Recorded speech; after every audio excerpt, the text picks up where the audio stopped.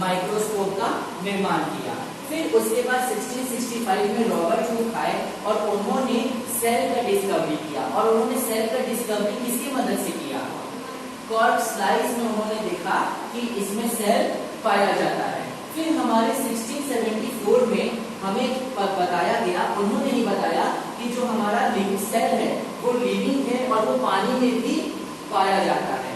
उसके बाद हमारे 1831 में आ गए रॉबर्ट ब्राउन। उन्होंने बोला कि सेल के अंदर क्या प्रेजेंट होता है?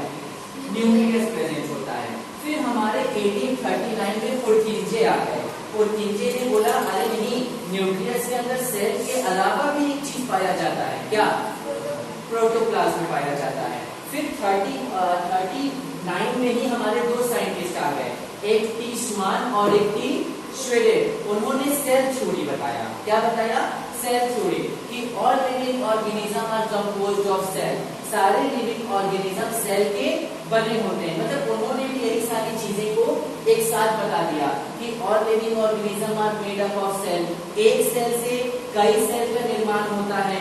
Cell is the structural and functional unit of life. और सेल एक तरीके का केमिकल होता है। मतलब उन्होंने भी यही सारी बातें आकर बताई जो ऑलरेडी इन लोगों ने प्रूव कर चुकी हुई थी। फिर हमारे लास्ट में आ जाते हैं विर्चो और वो बताते हैं कि एक सेल से हमारा जो एक सेल बनता है वो प्री एग्जिस्टिंग सेल से बनता है। मतलब एक सेल से एक सेल, फिर एक सेल से एक सेल, फिर एक सेल से एक सेल। तो वो बताया विर्चो।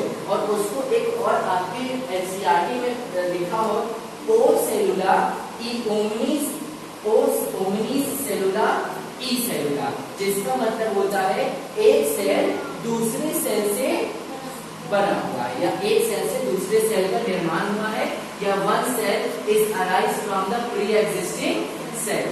पक्का क्लियर है इतना? और यही है, बस यही होता है डिस्कवरी ऑफ सेल।